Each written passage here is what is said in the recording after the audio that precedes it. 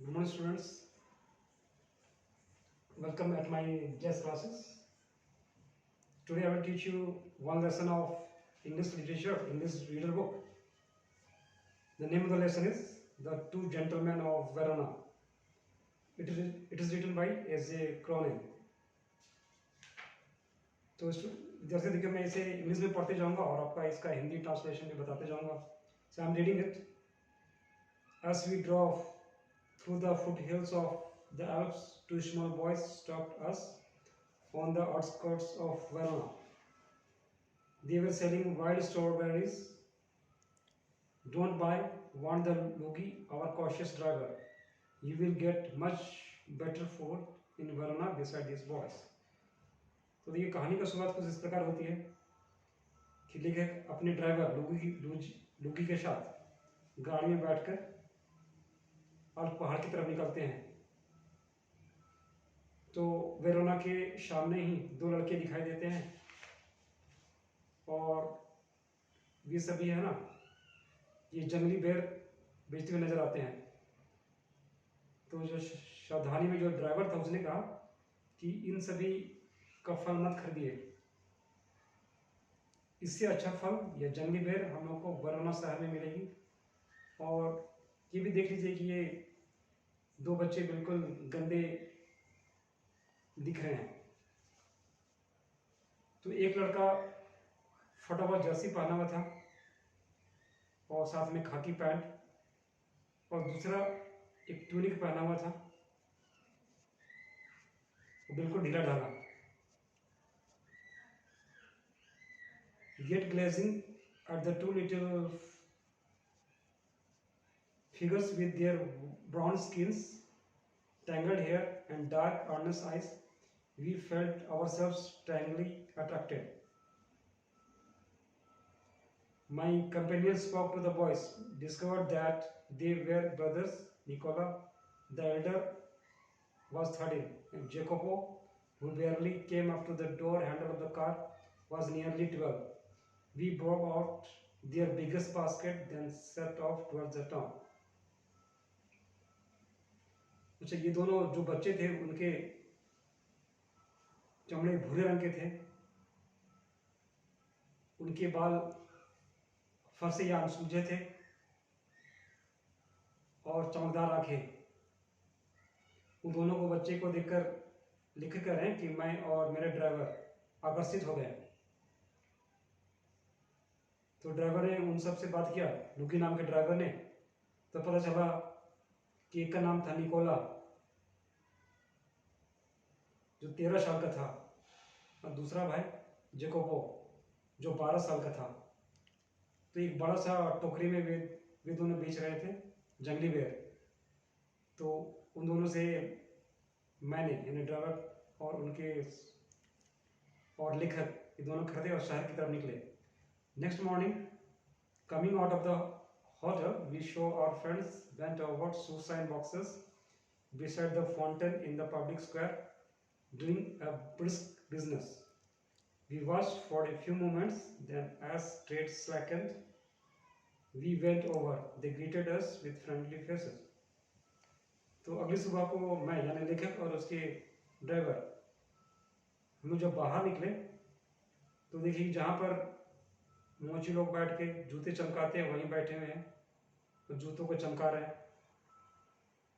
ये एक पब्लिक चौराहे थी और पास में झरना भी थी और वे दोनों अच्छे कमा रहे थे. हम दोनों ने कुछ देर उन दोनों को देखा, और जैसे ये जूते चमकाने वाली बिजनेस थोड़ा कम हो गई तो हम लोग उनके पास गए. उन दोनों छोटे मित्रों ने नमस्कार किया. I thought you picked fruit for a living, I said. We don't do many things, sir. We do many things, sir, Nicola answered seriously. He glanced at us hopefully. Often we show visitors through the town to Julius Town and other places of interest. तो मैंने यानी लेखक ने पूछा कि तुम सब ये सब काम करते हो, जूते चमकाते हो, जंगली बेर बेचते हो, जीवित के लिए, अपने आप को जिंदा रखने के लिए. तो निकोला ने कहा कि हम सब श्रीमान बहुत सारे काम करते हैं, हम लोग जो नए पर्यटक आते हैं उसे शहर को घुमाने के लिए ले जाते हैं, उसे रास्ता दिखाते हैं, हम लोग जूलियट्स का जो मकबरा है वहाँ ले जाते हैं और दूसरी घूमने वाली जगह। ठीक है, मैंने कहा तुम दोनों भी हम सबको ले जाना। As we made the rounds, my interest was again provoked by their remarkable demeanor. They were childish enough and in many ways quite artless. Jacopo was as living as a squirrel. Nicola's smile was steady and engaging, yet in both these boys' faces there was a seriousness which was far beyond their years. उन दोनों का पहनावा को देखकर हम लोग आश्चर्यचकित थे। असल में वे दोनों लड़के या बच्चे, निकोला और जेकोपो, दोनों तरह से बच्चे थे, किंतु अपने इस बेचने वाले कला में वे दोनों माहिर थे। छोटा भाई जेकोपो एक गिलहरी के जैसा जीवित था और निकोला का मुस्कुराहट बिल्कुल आकर्षित करने वाला। ये दोनों लड़के के चेहरे बिल्कुल गंभीर नजर आते थे और ऐसा लगता था कि अपने आप को गंभीर बनाने में ये सब कई साल लगाए हैं ये दोनों। In the week which followed we saw them frequently, for they proved extremely useful to us. If we wanted a pack of American cigarettes, our seats for the opera, or the name of a good restaurant, Nicola and Jacopo could be relied upon to satisfy our needs. तो अगले सप्ताह ये दोनों भाई या दोस्त, Nicola और जेकोपो, असल में ये दोनों भाई थे, हम लोग एक काम में मदद आए। यदि मुझे एक अमेरिकन सिगरेट मंगवानी थी या ओपेरा के लिए सीट बुकिंग कराना था या किसी अच्छे रेस्टोरेंट का नाम लेना था, तो ये दोनों ने काफ़ी मदद की है व्यवस्था कराने में। निकोला और जेकोपो कहा करते थे कि कुछ भी श्रीमान कुछ चीज़ें चाहिए तो हम दोनों को बोलिएगा, तुरंत मिल जाएगा। What struck one most was their willingness to work. During the summer days, under the hot sun, they shined shoes, sold fruit, hot newspaper, conducted tourists from the town, and ran errands. तो गर्मियों में इन दोनों को सड़क के किनारे, वो भी धूप में बैठे देखकर मैं आश्चर्यचकित हो गया। वे दोनों जूता पॉलिश करते रहे, फलों को बेचते रहे, अखबारों को बेचते रहे, यात्रियों को या पर्यटकों को शहरों में ले जाकर घुमाते रहे और कभी कभी फेरी वाले बनकर अपनी चीज़ों को बेचते रहे। One night we came upon them in the windy and deserted square, resting on the stone pavement beneath the light. तो एक रात्रि को मैं और मेरे ड्राइवर साहब ने उन दोनों को रात के 12 बजे, यानी आधरात्रि बोल सकते हैं, आधरात्रि के समय फुटपाथ पर बैठे हुए देखा। Nicholas sat upright, tired. A bundle of unsold newspaper lay at his feet.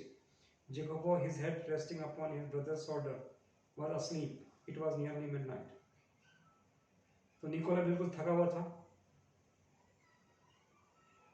उसके पैरों के सामने अखबार पड़े हुए थे। जेकोपो, उसका छोटा भाई, उसका कंधे पे सिर रखकर सोया हुआ था। ये आधरात्रि का समय था। तो मैंने ये लेखक ने पूछा, why are you out so late Nicola, तुम इतने देर तक बाहर क्यों हो निकोला, घर क्यों नहीं गए? Waiting for the last bus from the Padua, we shall sell our papers when it comes in. श्रीमान, पडुआ नाम की जगह से एक अंतिम बस आएगी, उसमें हम लोग अखबार को बेचेंगे, फिर अपने घर को चलेंगे। Must you work so hard, you both look rather tired. कि तुम दोनों काफ़ी मेहनत करते हो, बहुत थके हुए दिखते हो। We are not complaining sir. Next morning when I went over to the fountain to have my shoes signed, I said, Nicola, the way you and Jacopo work, you must earn quite a bit.